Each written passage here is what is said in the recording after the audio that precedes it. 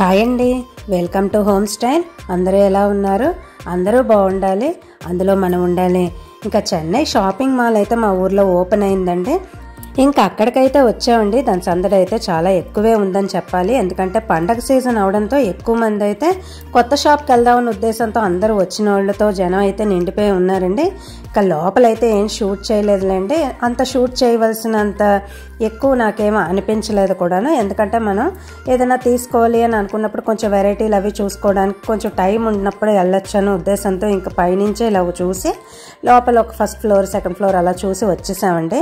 ఇంక ఇంటికి వచ్చేసి అయితే పన్నీర్ దోశలు అయితే వేద్దాం అనుకుని ఇంకా సిద్ధం చేసుకుంటున్నాను. ఇంకా వంటింట్లో అయితే మామూలుగా మినపట్ల రుబ్బు మనకి ఎప్పుడూ ఉంటూ ఉంటుంది, అలాగే ఇడ్లీలు కూడా ఉంటుంది. ఇంకా ఇవాళ వాతావరణం కొంచెం ఎండ వచ్చిందనే చెప్పాలి. 2 రోజులు 4 రోజుల నుంచి కూడాను తుఫాన్ అని వానలని రకరకాలు కదండి. బట్టలు కూడా ఆరలేదు. ఇవాళే కొంచెం ఎండ రావడంతో కొంచెం ఆరేయి. ఇంక ఇవాల్టి వ్లాగ్లో మా ఇంట్లో మేము పన్నీర్ దోశలు ఎలా వేసుకున్నాము, ఎలా చేసుకున్నాము అన్నది షేర్ చేస్తాను. ఎందుకంటే మామూలుగా మనకి ఇలాంటి టైంలో చట్నీలు లేకపోయినా సరే ఉట్టి రుబ్బు ఉన్నా ఎలా తినచ్చు అన్నది, ఎలా చేసుకోవచ్చు అన్నది నేను చేసుకుంటున్నది ఇందులో షేర్ చేస్తున్నాను. హాయ్ అండి, వెల్కమ్ టు హోమ్ స్టైల్. అందరూ ఎలా ఉన్నారు? అందరూ బాగుండాలి, అందులో మనం ఉండాలి. ఇంకా మనందరికీ తెలుసు కదండి, ధనుర్మాసం ప్రారంభం అయిపోయింది. అప్పుడే వారం రోజులు కూడా గడిచిపోతుంది. ఇంకా ధనుర్మాసం ప్రారంభం అయిన దగ్గర నుంచి కూడాను వర్షాలు, సైక్లోన్ అని రకరకాలు, అలాగే పండగ అడావిడి ఇంక ఈ ధనుర్మాసంతో స్టార్ట్ అయిపోతూ ఉంటుంది. ఇంటి ముందు ముగ్గులతో అయినా సరేనండి, పాసురాలు సేవించడం అయినా సరే, అలాగే దామోదరుడికి గోదాదేవికి కళ్యాణంతో అయినా సరే మనం ఎలా చేరుకోవాలి అన్నది పాసురాలు అవి చదువుతూ మనం పెరుమాళ్ళకి దగ్గర అవుతూ ఉంటాము. దానికోసమే ఇంకా పూజ కోసం ఇంక ఇలా సర్దుకొని ఇంకా అలంకరణ అది చేసుకుందాం అన్న ఉద్దేశంతో అన్నీ ఇలా ఇంకా సిద్ధం చేసుకున్నాను. అలాగే పండగ అడావిడ అనేసరికి కొత్త బట్టలని, ఈ నెల్లాళ్ళు కూడా పిండి వంటలని ఏవో మరి కొత్తగా మనం చేసుకుంటూ ఉంటాము. అలాగే పూజలని ఈ నెల్లాళ్ళు కూడానండి, కార్తీక మాసం వచ్చిన దగ్గర నుంచి కూడాను శివకేశవులకి ఇద్దరికి ఇష్టమైన ఈ 2 నెలలు కూడాను చాలా దీక్షతోనూ చాలా ఆనందంతోనూ గడుస్తాయని అనిపిస్తూ ఉంటుంది. ఎందుకంటే వాతావరణం కూడా చాలా చల్లగా అణువుగా ఉంటుంది, ఎండలు ఎక్కువ ఉండదు. అలాగే మనకి కావలసినట్టు మనం పూజలు అవి చేసుకోవచ్చు, మనం షాపింగ్ చేసుకోవచ్చు అని అనిపిస్తూ ఉంటుంది. ఇంక ఇప్పుడైతే చామంతి పూలు అయితే ఇలా అలంకరించుకుని ఇలా సిద్ధం చేసుకున్నానండి అన్నీ కూడాను. கீழ்வானம் வெள்ளென்று எருமை சிறு வீடு மேய்வான் பரந்தனகான் மிக்குள்ள பிள்ளைகளும் போவான் போகின்றாரை போகாமல் காத்து உன்னை கூவுவான் வந்து நின்றோம் கோத குலமுடைய பாவாய் எழுந்திராய் பாடி பறை கொண்டு மாமாய் பிள்ளந்தானை மல்லரை மாட்டிய தேவாதி தேவனை சென்று நாம் சேவித்தால் ஆவாவே நாராயணதருளே లోరెంబావాయ్. ఆ నారాయణను సేవిస్తే మనకి ఎటువంటి బాధలు ఉండవు అని, అలాగే ఆ దామోదరుని మనం ఎంత దగ్గరగా మనం సేవిస్తున్నాము అన్నది ఈ పాసురాల్లో మనకు అర్థం వచ్చేటట్టు మనకి గోదాదేవి చెప్పి ఉన్నారండి. అలాగే మనం ఇప్పుడు అన్నీ కూడాను వర్షాలు పడుతున్నాయి, అలా సకాలంలో అన్నీ పడాలి, అన్నీ కురవాలి అన్నా సరే మనకు ఆ పెరుమాళ్ యొక్క అనుగ్రహం కటాక్షం ఉండాలి అని కూడా మనకి ఈ ధనుర్మాసం 30 పాసురాల్లో 30 రకాలుగా అర్థాలు ఉంటాయండి. అలాగే మనకి ఇప్పుడు ఈ ద్రవిడ భాషలో రచించిన ఈ ధనుర్మాస వ్రతానికి మనం ఎంత సులువుగా పెరుమాళ్ళని చేరుకోవచ్చు అన్నది చాలా క్లుప్తంగా చాలా అందంగా ఈ 30 రోజులు కూడా గోదాదేవి రచించి ఆవిడ అనుభవాన్ని ఈ పాసురాల రూపంలో మనకు తెలియజేశారని అనుకుంటాము. ఇవి మనం కూడా పఠించడం మూలాన మనం పెరుమాళ్ళకి చాలా దగ్గరగా చాలా సులువుగా వైకుంఠ ప్రాప్తి కలుగుతుందని కూడా మనకి నమ్మకం అండి. ఇప్పుడు దానికోసమే ఇంక వ్రతాలు పూజలు అన్నీ నెల్లాళ్ళు కూడాను మనం చేసుకుంటూ ఉంటాము. ఎన్ని చేసుకున్నా సరే మన వంటింట్లో మన డ్యూటీ అయితే మనకు ఉంటుంది కదండి. ఇంక ఇవాళ అయితే మినపట్ల రుబ్బు ఉంది, కొంచెం ఉప్పది వేసుకొని మనం బాగా మిక్స్ చేసేసుకుని పెట్టేసుకుందాం అనే ఉద్దేశంతో ఇంకా లోపలికి అయితే వచ్చేసాను. మార్నింగ్ బ్రేక్ఫాస్ట్ రొటీన్ అయితే మీకు ఇందులో షేర్ చేస్తున్నాను. ఇంకా మా ఊర్లో అయితే కొత్తగా చెన్నై షాపింగ్ మాల్ అయితే ఓపెన్ అయిందండి. చాలా బాగుందని అనిపించింది, చాలా పెద్దది కూడాను. మా ఊర్లో లేటెస్ట్ షాపింగ్ మాల్స్ అనేసరికి కొత్తగా south India shopping mall open అయింది ఈ మధ్యనే, అలాగే ఇప్పుడు చెన్నై షాపింగ్ మాల్ ఈ మధ్యన 18వ తారీఖు ఓపెన్ అయిందండి. ఇంకా 2-3 రోజులు కూడా అవ్వలేదు.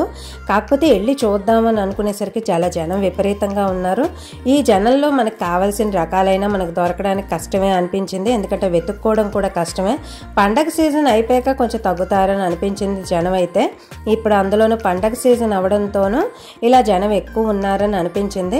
2-3 రోజులు పోయినా కూడా వెళ్ళొచ్చు, అప్పుడు ఏమైనా ఉంటాయా అని చూడడానికి కూడా ఇంకా పండగ దగ్గరికి వస్తున్న కొద్దీ జనం ఎక్కువ ఉంటారు. ఎందుకంటే కొత్త షాపింగ్ మాల్ కదా. చూడ్డానికైనా సరేనండి, చుట్టుపక్కల ఊర్ల నుంచి వస్తూ ఉంటారు. దానికోసం షాపింగ్ మాల్లో ఎక్కువే జనం ఉంటారని అనిపించి ఇంకైతే ఇప్పట్లో ప్లాన్ లేదని అనుకోవాలండి. కానీ కొత్తగా ఓపెన్ అయింది కాబట్టి ఒకసారి వెళ్ళి చూద్దామన్న ఉద్దేశంతో వెళ్ళాము. 4 ఫ్లోర్స్ అన్నారండి, చాలా బాగున్నాయి. ఏ ఫ్లోర్కి ఆ ఫ్లోర్ మనకి కావాల్సిన కిడ్స్ వేర్ అయినా, మెన్స్ వేర్ అయినా, మనకి కావాల్సిన పట్టు చీరల సెక్షన్ అయినా, ఫ్యాన్సీ చీరలైనా అన్నీ ఒకే దగ్గర అందుబాటులో, జ్యువెలరీ షాప్ అయినా సరే అందుబాటులో ఉన్నాయని అనిపించింది. చాలా రీజనబుల్ రేట్స్లోనే ఉన్నాయని అనిపించింది. కానీ వెతుక్కోలే కానీ ఉన్నాయి రకాలని అనిపించింది. కానీ మనం వెతుక్కోవడానికి చెప్తున్నాను కదండి జనం. ఇంటికి వచ్చేసి ఇంకా పన్నీర్ దోశ అయితే మీకు ప్రిపేర్ చేసి చూపిస్తున్నానండి. మాకు ఇవాళ మార్నింగ్ రొటీన్లో మీకు నేను పన్నీర్ దోశ అంటే మామూలుగా మసాలా దోశలాగా వేద్దామని అనుకుని 2 రకాలు కూడా చేద్దాం అనుకుంటూ ఇంకా పన్నీర్ని అయితే కట్ చేసుకుంటున్నాను చాలా స్మాల్ పీసెస్గా. దీన్ని కావాలంటే మనం గ్రేట్ చేసుకోవచ్చు. అంటే చిన్న చిన్న మేతి చెమన్కి ఎలా గ్రేట్ చేసుకుంటామో అలా చిన్న చిన్న దానిలా కొబ్బరికాయ కూరలా కూడా మనం గ్రేట్ చేసుకోవచ్చు. కాకపోతే కొబ్బరికాయ కూరలా మనం పన్నీర్ గ్రేట్ చేస్తే అది తినడానికి నోటికి మనకి తిన్నట్టు ఉండదన్న ఉద్దేశంతో చాలా చిన్న ముక్కలు అయితే కోసానండి. ఇలాగ కోస్తున్నాను ఎందుకంటే మనకి కొంచెం తిన్న పంటికి తగిలితే మనకి తిన్నట్టు ఉంటుంది కదా. దానికోసం ఇంకా మొత్తం కూడా ఇలా చిన్న చిన్న పీసెస్ లాగా ఇలా కోస్తున్నాను. మీకు కావాలంటే ఇది మసాలా గ్రేవీ లాగా కూడా ప్రిపేర్ చేసుకోవచ్చు. కాకపోతే ఇవాళ అట్ల మీద నార్మల్గా జల్లేద్దాం అన్న ఉద్దేశంతో అన్నీ కూడా ఇలా చిన్న ముక్కలు అవి కోసుకుంటున్నాను. చూసారు కదా ఎంత స్మాల్ సైజులో వచ్చాయి అన్నది. దీంతోనే మనం ఉల్లిపాయలు అవి వేసుకుని మసాలా గ్రేవీ లాగా కూడా ప్రిపేర్ చేసుకోవచ్చు అండి. అలాగే మసాలా దోశలాగా పన్నీర్ దోశలాగా వేసుకోవచ్చు. సరే, ఫస్ట్ అయితే ఇంకా నేను మినపట్లు అది వేద్దాం అనుకుంటున్నాను కదా, దాని మీద జల్లడం కోసమే ఇంక ఇలా అన్నీ కూడా సిద్ధం చేసుకుని మొత్తం ఇలా చిన్న సైజ్ అయితే కోసేసుకొని ఉంచేసుకున్నాను. ఇంకా ఉల్లిపాయలు అవి కోసుకుందామని ఇంక ఇలా పెట్టుకుంటున్నానండి. ఈ మధ్యన మనకు బాగా ట్రెండ్ అయ్యేది రెండే అండి. ఒకటి సినిమాలని, ఒక టాపిక్ అనేసరికి సినిమాలు, అలాగే ఇంట్లో కుకింగ్. మామూలుగా ఎక్కడైనా షాపింగ్ చేసుకుంటే షాపింగ్. ఈ వ్లాగ్స్లో అన్ని రకాలు మనకు చూపిస్తున్నారు కదా, సినిమాలకు వెళ్ళామని, లేకపోతే వ్లాగ్స్ చేసామని, లేకపోతే ఏదైనా షాపింగ్ చేసామని అన్ని రకాలు చూపిస్తున్నారు. నాకు ఒకటి మాత్రం అనిపిస్తుంది, వాళ్ళు షాపింగ్ చేయడం చూపించవచ్చు కానీ ఎక్కువ తక్కువ రేట్లు ఎక్కడ ఎలా ఉంటే అలాగా వాళ్ళు ఇచ్చే దీనికోసం ప్రమోషన్ కోసం ఎక్కడ దేనికోసం చెప్పేస్తున్నారు కదండి. అలా కొంతమందికి చెప్పడం మూలాన అనవసరమైన కొంటున్నారని కూడా ఇప్పుడు ఎక్కువ అనిపిస్తూ ఉందండి.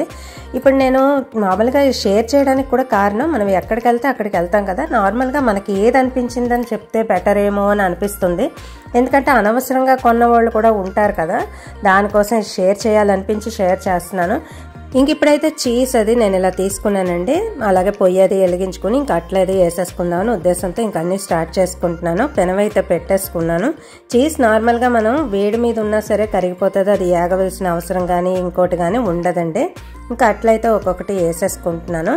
నాకు షాపింగ్ సంగతి ఎందుకు చెప్పాలనిపించిందంటే, ఒక్కొక్క దగ్గర కొత్త స్టోర్స్ అని చాలా సింపుల్గా ఉన్నా సరే రేట్లు ఎక్కువగా ఉండి చిన్న చిన్న ఇన్ఫ్లుయెన్సర్స్తో ప్రమోషన్స్ చేయిస్తున్నారు. అలాంటి ప్రమోషన్స్ చేసిన వాళ్ళ దగ్గర నేను విన్నది చూసింది ఏంటంటే, నార్మల్ శారీ 6,000 8,000 అలా చెప్పేస్తున్నారండి. ఇంచుమించు ఒక 10 మంది కొన్నా సరే ఆ శారీ కాస్ట్ అంత ఉండదు. ఆ శారీ కాస్ట్ లేకపోయినా సరే అంత పెట్టి కొనేంత ఇన్ఫ్లుయెన్స్ చేస్తున్నారని మాత్రం నాకు అనిపిస్తుంది. ఎందుకంటే మనం ఇప్పుడు అన్నిట్లో చూస్తున్నాం, ఇన్స్టాగ్రామ్లో చూస్తున్నాం, ఆన్లైన్లో చూస్తున్నాం, ఎక్కడైనా మనకి రేట్ డిఫరెన్సెస్ తెలిసిపోతుంది. కానీ ఒక ఇన్ఫ్లుయెన్సర్ ఎంతకైనా దారి తీసేటట్టు కొనిపించేటట్టు చేస్తున్నారు ఈ మధ్యన. అన్ని వ్లాగ్స్లోను, అన్ని యూట్యూబ్ ఛానల్స్లోనూ కూడాను ఎక్కువ ప్రమోషన్స్ అవి చేస్తున్నప్పుడు తక్కువ ఉన్నవి కూడా ఎక్కువ చేసి అమ్మడం, లేకపోతే ఆ హైప్ క్రియేట్ చేయడం కూడా చాలా ఎక్కువ అయిపోతుంది. మరి దీని మీద మీ అభిప్రాయం తప్పకుండా నాకు కమెంట్ సెక్షన్లో షేర్ చేసుకోండి. ఎందుకంటే నాకు ఈ మధ్యన చాలా ఇదిగా అనిపించిన విషయం నాకు చెప్తున్నాను మీకు. ఎందుకంటే కొంచెం యూట్యూబ్లో ఒక వ్యూస్ వచ్చినా సరే, లేకపోతే సబ్స్క్రైబర్స్ పెరిగినా సరే, ఛానల్ ఒక గ్రోత్ ఉన్నా సరే, ఆ ఇన్ఫ్లుయెన్స్ చేసి ఒక చిన్న షాప్దైనా సరే ఎక్కువ రేట్లు వేసి అమ్మడం అవి కూడా నాకు ఈ మధ్యన ఎక్కువ కనిపిస్తున్నాయి.